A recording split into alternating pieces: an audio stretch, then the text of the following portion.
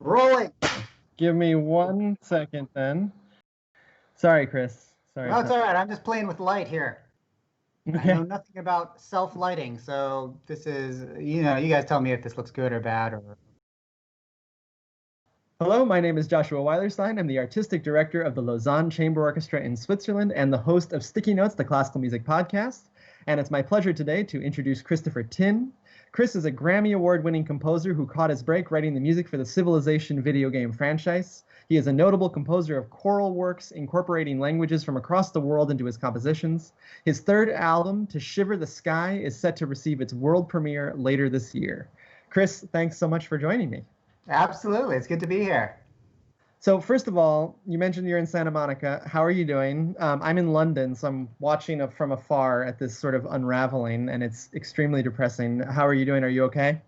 I mean, we're personally fine. It's heartbreaking, and honestly, it's kind of a bit of an awakening being in the midst of things. I mean, I kid you not, a storefront a block away from me had its windows smashed in, and I was hearing gunshots all of yesterday, and a police officer was shot about 8 blocks away from our home. So there's a lot going on, and the world is hurting, and we're all hurting, and there's just systemic things that need to be addressed through a combination of protests, peaceful protests, but also policy changes. And I'm just hoping that we can all find our way to get there as a people and as a country. Yeah, it's really well said. I totally agree. It's been very strange. I moved to the UK a couple of years ago, and obviously this is not a new issue. And every few years it just flares up, and sometimes it's worse than others. And especially when there's this sort of, in my opinion, vacuum of leadership at the top, there really is a chance for this to get really out of control. But hopefully, the people who are really protesting for the right reasons are going to be able to get their voices heard and not get drowned out by all these people that are just there to destroy things. Yeah, I agree with that. I mean, there needs to be a clarity between the message and just a separation between the true message that we're trying to get across here, but also like those who would hop up on board this to make it just another excuse to smash windows. So Exactly. Well, it's a tough time, and I think part of our purpose here is to provide a bit of an escape. So let me move into what we were here to talk about. Can you just tell me a little bit about your background and how you came to be a composer and conductor? I was reading through your biography, and you seem to have played about a dozen instruments as a kid. yeah, I mean, I think it's one of these things where you catch the bug, right, as a musician early on, and suddenly you're obsessed with it, and you do everything you can. You eat it all up, you soak it all up, and you study as much as you can. You discover this genre of music, and then this genre, and you start playing this, and you form a band with your friends, and you form a jazz combo with some other friends. Then you join the choir to meet girls. And then, maybe you discover that you have a particular affinity for something like music theory, or composition, right? So you start doing that. And maybe you get into musical theater because that's the hot thing at the time, right? So I think like any other young musician, I was just a voracious consumer of music. I just obsessed over it, and I loved it, and I gobbled it up as much as I could. And part of that process was trying to figure out how it all works. And that naturally leads you into being a composer, I think. I think, as a composer, you don't just have to understand how music works and why it works and why it doesn't work, right? And I think those are the sorts of like skills that, young musicians during a time of pandemic when they can't actually go and play in their orchestra and that sort of thing, you can still be working on your musicianship just by listening to music and unraveling it in your head and unpacking it and understanding, what's going on there, why this works, why this doesn't. I was very into like reading scores, all through college, right? I mean, that's what composers do, and conductors as well. You know what I mean? It's just like Yeah. we're always in the music library, just buried into some old score somewhere, just trying to understand it, or trying to memorize it or something, and internalize it all, right? And likewise, I think one of the most potent exercises for any composer is to be a conductor as well, because as you know, there's no better way to really study the inner workings of an orchestra than to lead one right from the podium, and to especially to write for one and to make a ton of mistakes and to get those angry glares from the players. They're just like, what, I can't do this. Actually, generally speaking, I mean, my experience is players are very, very polite, and maybe they'll say something like, I'm sorry, I just need another take on this passage, you know? And then you know, okay, well, they need another take because you really wrote something really screwed up here, and the fingerings don't work or whatever, right? It's a lifelong learning process. But that's the part of being a composer, I think, studying and absorbing it all. And that's how I like to engage with music in my own life. I like to unpack it and understand it. That's fantastic. I talking about what you were saying about the players in the orchestra. Yeah, 9 times out of 10, people are polite, and there's like a sort of code where people say, you know, this is a little bit impractical. You know, maybe there's another way to do it. Yeah, exactly. And you know, they're thinking like, oh God, what's going on? I mean, I'm not a composer myself, but I'm curious. As you were growing up, were you in a musical family? Not really at all. No. I mean, my dad played a little guitar, my mom played a little piano. That was it. I mean, not at all. Right. Because I grew up in an extremely musical family, like where everybody was playing music 24 hours a day all around me. And so I ended up sort of gravitating away from classical music for a long time towards like horrible, like rock pop music and like really like the stuff you listen to when you're 13. And you know, and later on I sort of rediscovered classical music. I always sort of liked it, and then I sort of found my way into it. But I think that's so interesting how everybody sort of comes into it in a different way. And you've talked about that you have in your own music, you've had influences, and it's a huge list: Stravinsky, Mahler, Brahms, Copland, Gershwin, Bernstein, Andrew Lloyd Webber, Pink Floyd, Led Zeppelin, the Rolling Stones, and you did an orchestral arrangement of a Taylor Swift song. So you've got so many different things coming from all different directions. Is that something you really think about all the time? I think it's just natural. I mean, you got to follow who you want to. You can't just sit down and be like, okay, I'm going to be this type of musician. You have to listen to your gut. If what you're really into is Pink Floyd, and believe me, I was so into Pink Floyd growing up. Listen to yourself and understand what it is that you like about Pink Floyd, and then eventually, when you're recording your own albums or writing your own symphonies, incorporate that. And I'm not saying, ape the sound of Pink Floyd and just, like whatever, right? I mean, I'm saying just there are abstract concepts that you'll take from any single piece of music that you listen to that you can reinvent into your own personal voice. And I don't think anybody should be highbrow necessarily about where they get their influences. Look, if Taylor Swift really informs this particular composition that I'm working on right now, so be it, right? Or if Pink Floyd, and the Floyd influence in me is heavy, let me tell you.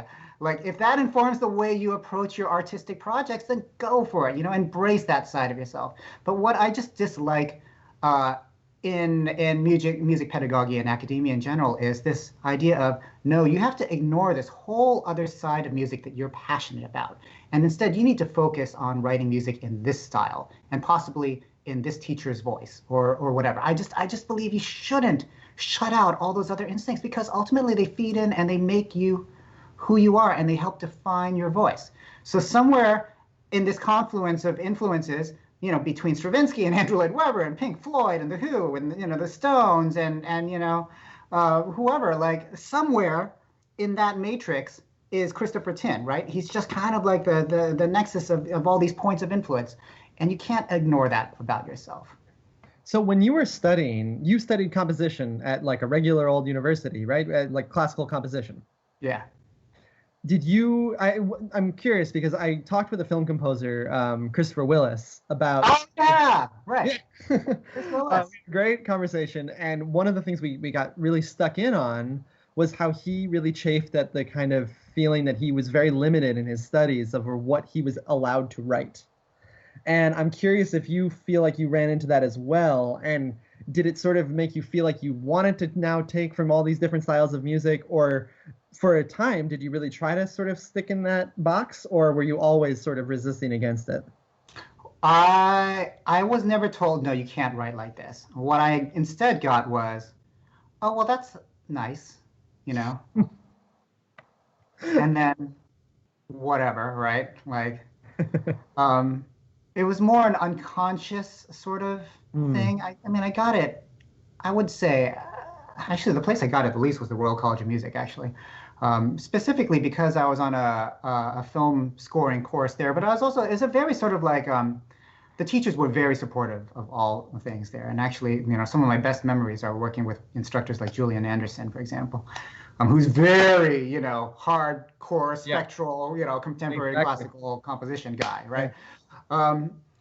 I think, like, yeah, like you will be sort of pushed into that. I think. I mean, I think it's different now. I think things are people are being more sort of, practical, I suppose, or accepting, or realizing that, what, you can write tonal melodic music and it can still be good. Right. You can still do all these things. We're in more of a pluralistic academic environment right now. I mean, I think, there might be some people sort of clinging on to this high modernist aesthetic or whatever. But I think, we as a society are moving towards more of an acceptance of things, I think so too. I mean, I hear it in the music that I get sent to conduct, and some of my favorite composers are writing in a sort of hybrid where it's not one or the other. There's a real wonderful mix, which is exactly how every compositional revolution happened. Beethoven was writing a combination of classical and romantic music and his own innovations, and the same with going forward all the way into modern times. And now, for me, two of my favorite composers are Caroline Shaw and John Luther Adams. I love John Adams as well, but in terms of composers that I've discovered recently, Caroline Shaw is just such a genius, and she writes with such an incredible variety of influences. And John Luther Adams, in terms of just writing this incredible spaciousness into his music and these landscapes. And you really do get a sense that his music maybe 50 years ago would have been laughed at, and now it's being performed a lot, which I think is a really good thing. Oh yeah, it's definitely a good thing. I mean, to go back to your earlier question though, there is a reason why though I said, you know what, I'm not going to try to be a concert composer when I was in college. I'm going to try to move to LA and do the media composition route. There, as a young, impressionable composer, those little snarky conversations that you might have with somebody else, or like, the dismissive tone of voice that a professor might have when hearing your latest tonal piece. I mean, they do affect your thinking about how to approach things and where to go.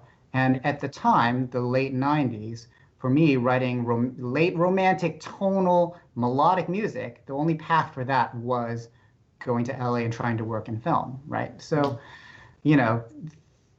fortunately, I think, or at least I hope, that we're not in this environment now where, somebody's attitude towards the way a young student wants to write will have this profound of an effect on what they choose to do after graduation. Hopefully we're not there yet, but that's the one thing that I wish the conservatories, if they haven't already relaxed that attitude, I really hope that they do moving forward. Well, I'll ask you the same question that I asked Chris Willis, which is, if you were coming into conservatory in 2020, do you think you would have been potentially a concert composer rather than moving to LA and doing the media composing that you do now? Or do you think maybe you would have done both? I think I would have done both. I think I've sort of done things the way that I ideally would want them to be done, like doing both. Okay, this starts to get into this whole discussion about career building, right?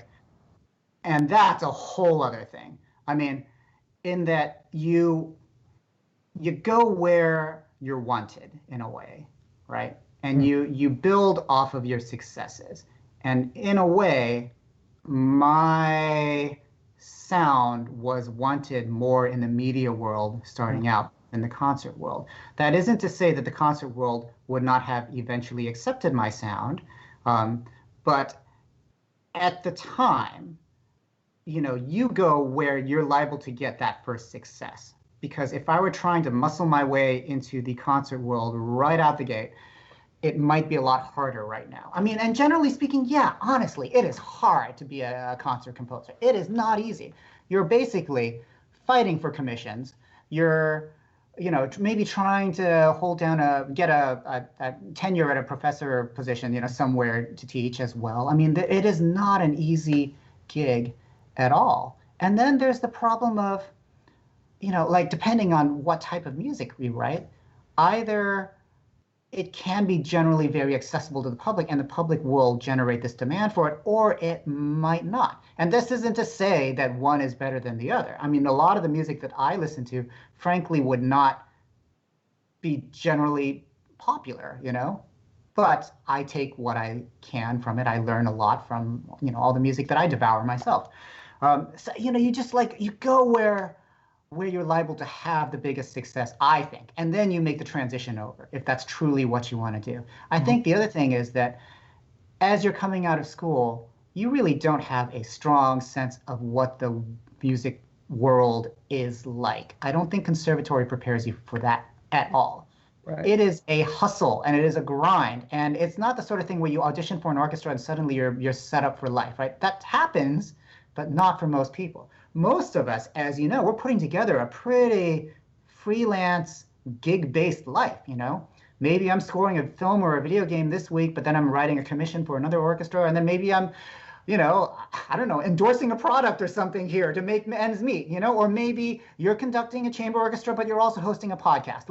We're all just doing multiple things. And I think that's one of the things that I hope conservatories start to do more of as well. Just prepare people for the realities of a music career, because it's not so simple. You don't just go out, win a competition. Even if you win a competition, what then? It's always a question of what's next. What's going to happen now? Okay, that went well. Now what? That went poorly. Okay, can I recover from that? It's a whole thing. I don't know. I think you find the path of least resistance. And my point about making all of this is sometimes you just don't know what it is you want to do when you're graduating from university. And I think I probably speak to a lot of people who just don't exactly know what it is that they're meant to do. Maybe you graduate and you think, okay, I want to sing in musical theater, but instead you discover opera and you go into that, or you discover directing choirs and you decide you want to be a choral conductor. There's who you wind up being often does not have the same look as who you thought you would be when you started conservatory. So I think, especially if you're not entirely sure what you want, just, try to get those early, those early successes however you can. Go where you're wanted, I think.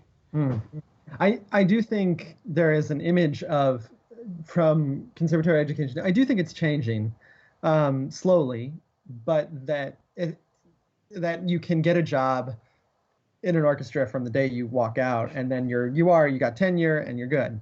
But that is for a very small group of people. And, the vast majority of orchestras, at least in the United States, are per service orchestras, which are not exactly stable. And especially during a period like this, where, we're all screaming, please support freelance artists, please support freelancers, because they've got absolutely nothing. They're buying their own health insurance. This is the kind of thing that, it's kind of like the crisis that could not have hit at a more sensitive spot for the music world. So, just as an aside, if anybody's listening to this and you got a chance to throw a few bucks to a freelance artist or even an arts organization, then do it, because they're really bleeding right now. But actually, you talked a lot, and we've talked a lot about kind of finding a voice, finding your own voice. And for a composer in 2020 who has so many influences that we talked about, how do you do that? Because I sometimes just feel like people like Bach potentially had it easier than composers of the modern age, because there was not as much variety. There was a lot, but there wasn't as much variety of composition. And now you've got the whole palette from all over the world that composers of the past never even potentially knew existed. Yeah, I think that's an interesting it's an interesting thought. I mean, and I'm just sort of spitballing here, but it reminds me of this idea that, evolution often happens in isolated pockets and communities, right? That aren't affected by sort of, the general sort of population, right? I mean, that's where a lot of, things move the fastest. Your example of Bach makes perfect sense to me. He wasn't necessarily influenced by what was going on, in the rest of Europe or even the rest of the world at the time. We live in a very different environment right now. We cannot avoid influence. You cannot go anywhere without hearing the latest song by the Jonas Brothers or Maroon 5 or whatever. It's everywhere. It's ubiquitous, And we have the world of music at our fingertips, literally, which is wonderful as well. Um, I think that I've often I often subscribe to the idea that, and this sounds really horrible, but that humans are not actually capable of true original thought. All that they can actually do is to graft thoughts together to make a hybrid thought that is new. So, for example, a unicorn is not an original thought. A unicorn is the idea of a horse, an idea of this horn grafted together, right? I mean, I can't remember. I read this in some psychology journal or something like that back in college. You know, I read all sorts of pretentious crap in college. Um, and that really stuck with me. And, you know, in my mind, that's not necessarily a flaw. That is more of a roadmap to how one can come up with original ideas. So by embracing all the disparate influences, you know, by embracing, for example, you know, the rhythms of R&B or African music, for example, grafting it onto, you know, the melodicism of film music, for example, you can come up with something that's kind of engaging and kind of original, right? I've never actually placed all that much of a premium on true 100% originality. A lot has already been written out there. To chase after true originality, it's not for me. And I think in my case, it would be a bit of a, you know, a fool's errand, right? I just don't think I can sit in a room and say, okay, well, this has been done, this has been done, this has been done, so I'm going to do this instead. I am also about writing music that I think people enjoy listening to and that I enjoy listening to. And I love to incorporate as much originality as possible. And I like to push myself and try never to write the same piece twice. As much as everyone wants to commission me to write another Baba Yetu, basically, I resist as much as possible to do that. But you know, I sort of, you know, based on who I am, with a sort of a wide variety of interests, I embrace this idea that, you know what, you can take all these influences and grab this from this, and this from this, and this from this, and throw it all together and come up with something that is truly you. And whether it is completely distinct from some music that somebody else out there has written over the course of the last 500 years, I don't care as much. The thing I care about the most is that this music is authentic to me, and hopefully that means it has my voice. That's really interesting, because I think we do put such a premium on originality definitely in the classical music world, that a new piece of classical music has to have that innovative stamp. And I do think every one of the great composers in the classical world has had their voice. Whether or not they did something completely original is, you can argue with a lot of different composers. I mean, you could, in a sense, argue that Berlioz was more original than Beethoven, but is Berlioz a greater composer than Beethoven? I don't think very few people would argue that. So, you know, that's a really, I've never thought of it that way, because I think so many people really value in themselves thinking, I'm an original artist. And that seems like something that obviously you just aren't valuing as much as other people would.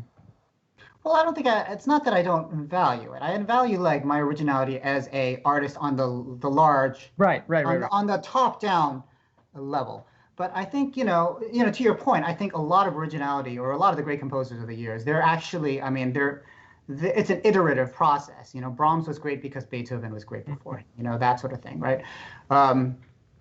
I think I think you're right in that classical music, more than any other genre, places a huge premium on discarding the past. Yeah.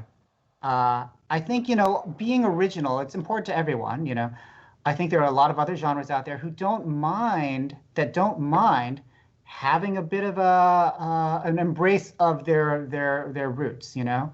Like you get a singer like Amy Winehouse, who frankly sounds like she could have come from the 60s, right? You know, or Bruno Mars, cranking out pop hits as if the early 90s never ended, you know? I mean, that sort of thing, right? There isn't a problem. Or, you know, Pharrell doing a song that sounds like Motown. I mean, these are things that other genres happily embrace. There isn't this such a hardcore discarding of, the tenets of progress. Yeah. There's an iterative thing that happened through most of classical music, honestly. I mean, the foundations of my own orchestral writing tend to be, Bach, Brahms, Beethoven, Prokofiev, Puccini. This is what I've studied over the years. This is the influence that I just can't help it. It just worked its way into how I write, right? I just never want to say like, no, we're going to forget all that. I'm going to do something completely out of the box. And I mean, I could do this. Will anybody listen to it? And this loops back to the career building question, right? Because as much as I would love to write completely abstract music that breaks all my own rules, I'm sensitive to the issue that I will be doing this purely as an exercise in vanity. And that the people who listen to my music and the people who, let's be honest here, fund my music, right? They are not going to enjoy this as much as I do, right? So in my mind, there's a bit of a mental calculation here. Like, do I really want to write, my abstract orchestral suite, spend 6 months doing it, maybe $50,000 recording it or something like that, and have, maybe 100 people really enjoy it? Is that the calculus that I want to live my life under? Not really. When there are other things that I want to write that I can do while embracing my own voice. So it becomes I think you have to be a little practical as an artist too. You can't just say, okay, I'm gonna do this and who cares if they listen, right? Those are dreadful, famous words that have hung over our heads for the last 50 years, right? Who cares if they listen? I care if you listen, because if you don't listen and you don't I don't get to write more music. Honestly, if you don't enjoy my music, I don't get to write more of it. And I like writing music, so forget it. I'm going to do what I like to listen to and what I think my fans like to listen to. And oftentimes when I embark on a new project, I ask myself, will my fans like this? I am very fan-centric, I have to admit. I'm more like Taylor Swift in that regard, right? I love interacting with my fans. I love doing the live streams on Instagram. I love liking comments on YouTube. I love everyone who tweets to me, I tweet back, right? I mean, I'm just really I like that part of being a musician. Otherwise, being a composer is kind of a lonely job. It is a lonely job, yeah. It's a lonely job. I like the human interaction. And that's why a lot of us get into music in the first place. We like other human beings, right? I like other humans. When my fans like my music, it makes me happy because I brought them some joy. And we could use more joy these days. Yes, absolutely. And you're, of course, extremely well known for the piece Baba Yetu.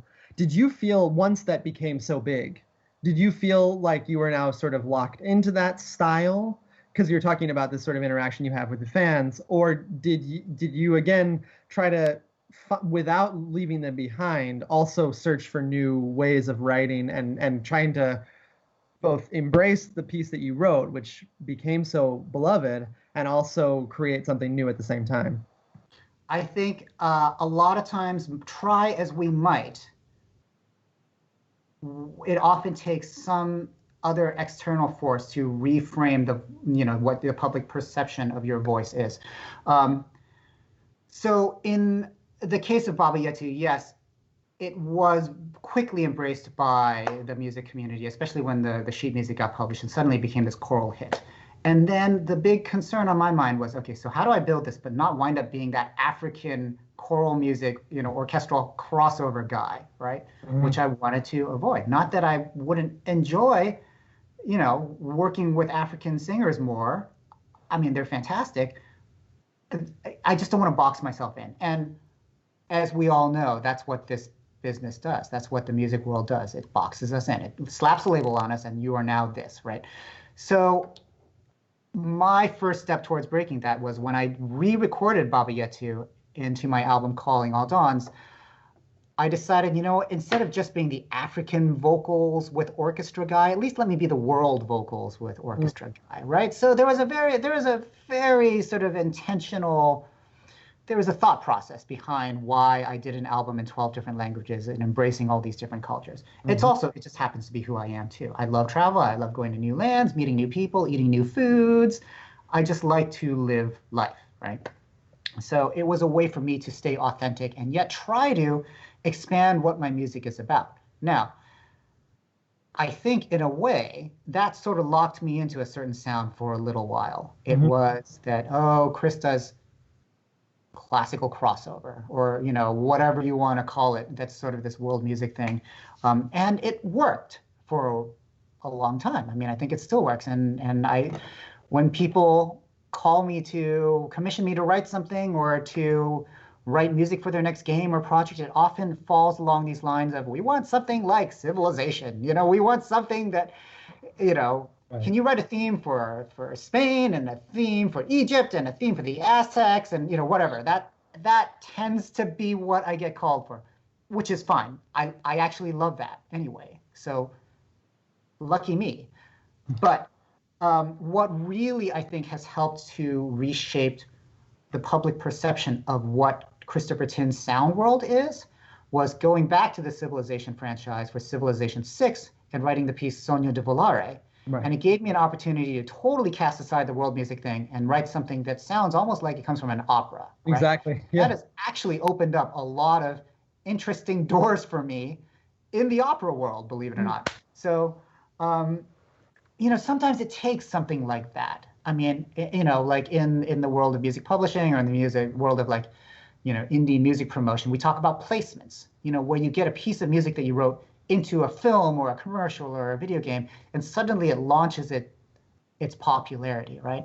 I have found video games to be a good format for me to launch my music in a way, especially with the Civilization franchise, right?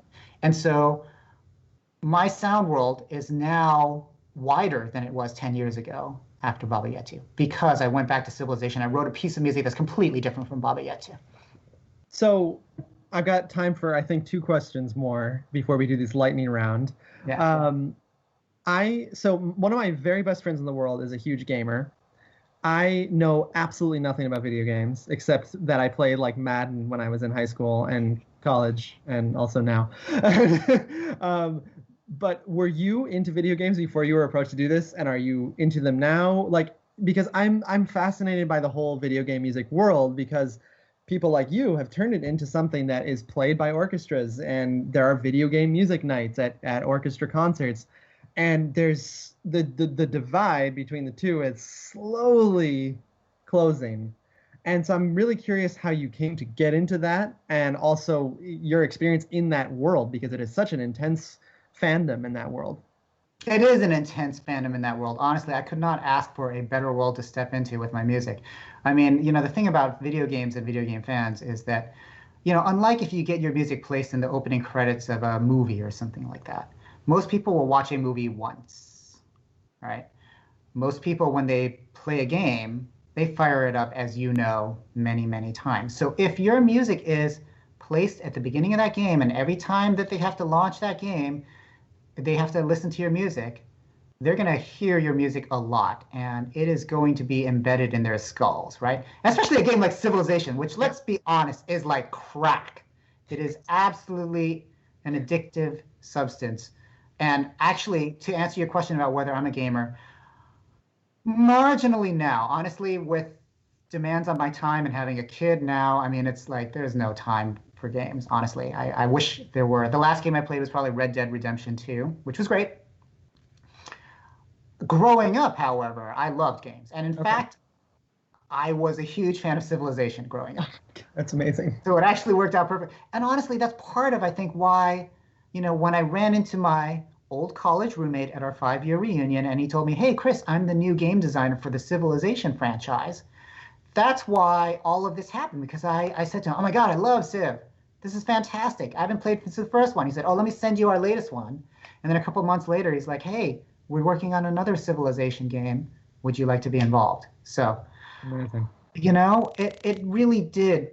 All of my music comes from a place of authenticity. There isn't anything about it which, I put on airs, oh, let me put on my academic, uniform or whatever, and this is how I'm going to talk about my music. It all comes from a place of genuine love that spanned my entire lifetime, which is why I also feel so open talking about it, because there are no pretenses I have to keep track of in my head. This is all who I am, right? So the game world, yes, it is very passionate. The fan base is amazing and wonderful, and they're used to spending money on things like games. And, I love them. I mean, what can I say? They're great. All right, one last open-ended question, and then I've got a list here that I was given and worked with nkoda on, so I'm really excited to give you all these questions. But you said something really interesting, I thought, which was, you said that when you become a professional musician, you run out of time to learn. And I really relate to this, as during this pandemic, of course, taking into account all the terrible things that happened in it as a musician, purely from that point of view, I've actually had time to sit down and study in a way that I've never had in the last 11 years since I started doing this professionally.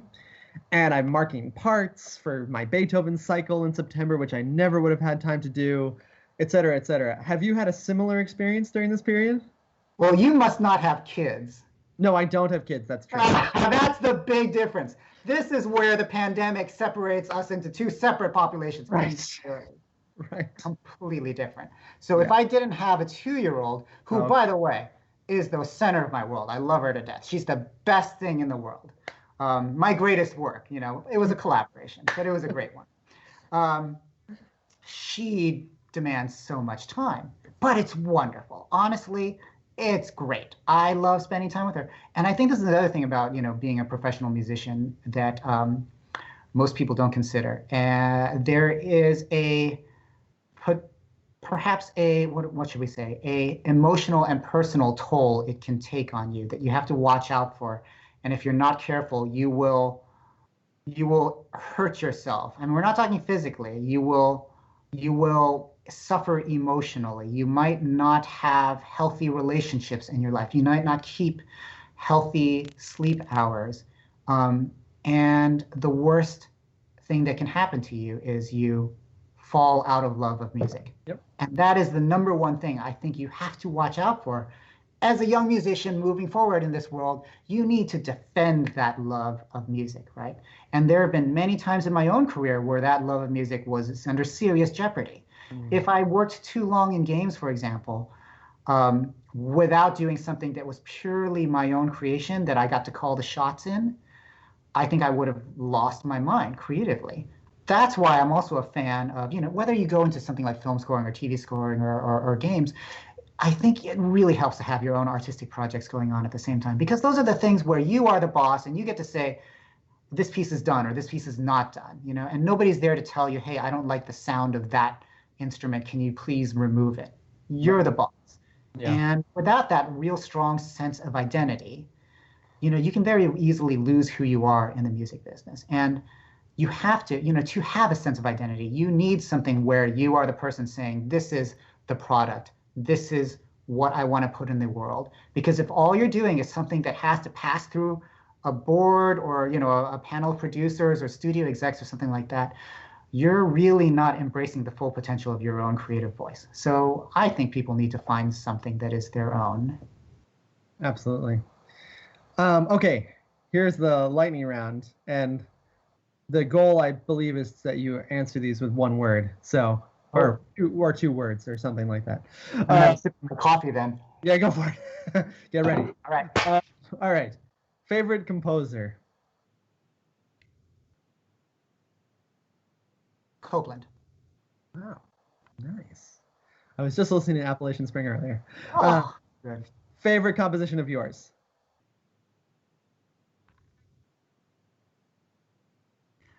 Movement 3 of To Shiver the Sky, which you haven't heard yet. It's called Daedalus and Icarus, and I'm tickled pink at what I wrote. Fantastic. Well, that wasn't one word, but no, it's anyway. fine. That's a title. It's good. It's good. Do you have a favorite musical key? A flat. And a favorite chord?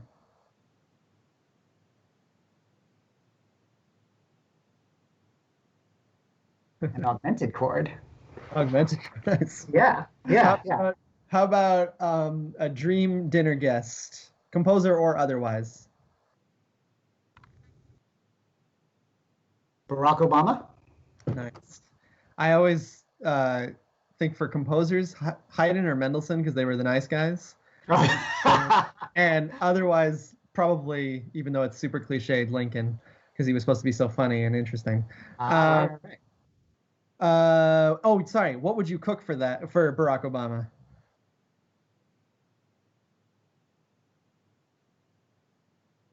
Burgers, Yeah, seems like a burger. Dijon mustard.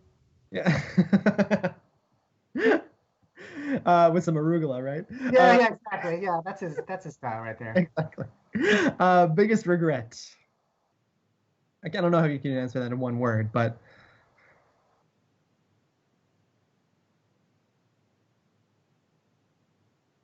Not being confident to step forward in my own voice earlier in my career. and your greatest success. My daughter Penny. I thought that would be your answer. Do you have a favorite TV show? Oh, Game of Thrones. Oh my Oh, God. Oh do yeah, you yeah. know that I Oh, we're watched? we're rewatching it. My wife and I are obsessed with the show. We're rewatching the entire thing for the fourth time now. Oh my God. I love it. I mean, I'm a bit of a fantasy nut. Um, oh my God, it's so good. I'm glad we got to the end of this interview before I admitted that I've never seen Game of Thrones. oh my God, what the? Oh, jeez.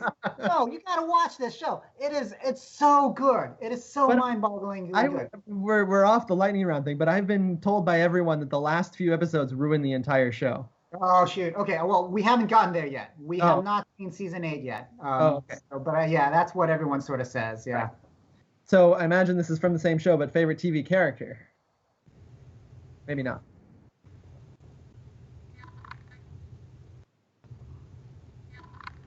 Hmm. Um. Hmm. Hmm. All I can think of is Game of Thrones right now. That's the only That's show in fine. my mind at the moment. Um. I'll go with I'll go with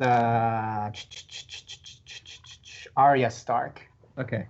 Yeah. I know that name. I know Oh, good. Oh, good. All right. that. Email or letter?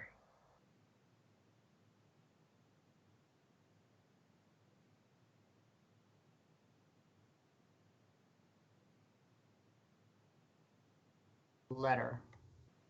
It's Wine or easy beer? for one, and Oh, you get 1,000 a day. I mean, nothing. You want to cut out. You wanna separate yourself from the crowd. Write a letter and make it a good one. Yeah, you got to catch people's attention. I'll absolutely. tell you. Well, I'll give you a little anecdote. Like, yeah, periodically, I get emails that are like, "Hey, would you, give me some advice? I'm starting out as a musician, that sort of thing."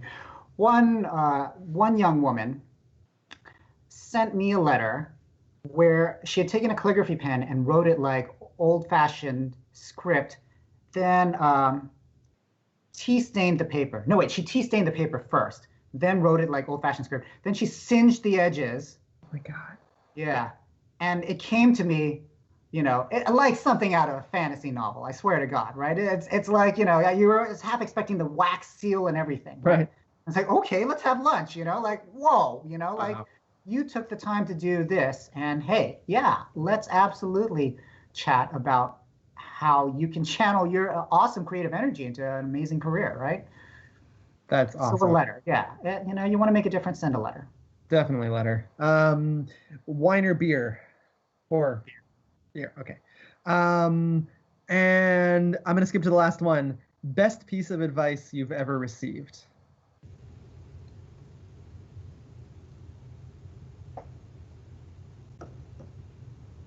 Lightning round. Don't.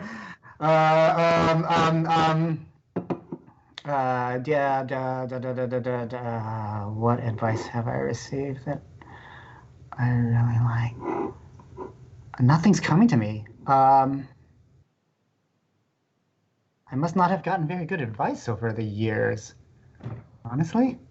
I can Um, tell. Well, while you're thinking of it, I'll tell mine because I think that's always a yeah, really funny funny story for people to hear.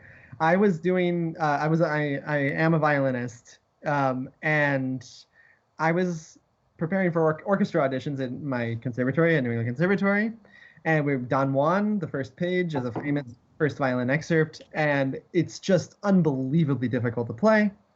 I was really struggling with it. I could sort of play it, but I had no confidence whatsoever. So my violin teacher, she said, there was a baseball player named Ted Williams, who many of you will know if you're a baseball fan. She said he used to walk down the street telling everybody he saw, I'm the greatest effing hitter who's ever lived. I'm the greatest ever. He told every single person he saw that. So she said, when you go out on the stage to play Don Juan, say to yourself right before you play, I'm the greatest effing violinist that ever lived. And then just play. I thought, okay, all right, I'll try. I'm not a super confident person in normal life. So I walked out and I said to myself, I'm the greatest effing violinist ever lived. And I've never played so well in my life other than 45 seconds. So that was the best, in that moment, the best piece of advice I'd ever received. You know, okay, you made me think of something. All right, so good on you for, spurring some thought in my head. One of the best pieces of advice I got was from the concertmaster of the Royal Philharmonic Orchestra, Duncan Riddell. Duncan, yeah. Yeah. And we were about to go on stage at Cadogan Hall. I was conducting. And, so as a conductor, you understand what I'm about to say. The lag from where you think your beat is to what the orchestra actually plays can make you insane, right? It can kill you, and it's different for every orchestra, Yeah.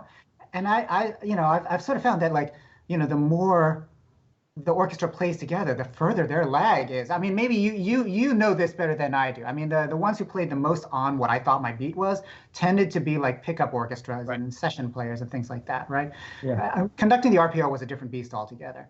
And he told me right before we go on, he said, we play by listening to each other. And I was like, oh, this isn't like, we're not in high school choir again where everyone's just trying to look at your baton and figure out where your beat is and nobody's paying attention to what else is going on.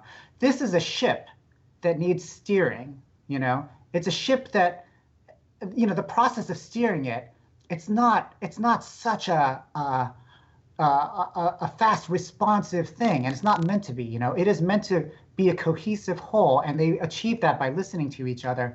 And that just completely reframed the way that I thought about conducting an orchestra. So yeah, the listening. It's all about listening, isn't it? Fantastic. It really is. The whole world is about listening. I mean, that's the problems that we're in right now in this day and age, where there are fires like a mile away from here and stuff like that. It's from a failure to listen. Absolutely. Well, that's a perfect stopping point. Well, thanks so much. It was such a pleasure. We just met for the first time an hour ago, and I feel like I know you really well now. So that's great. It was a great hang. What can I say? Thanks so much.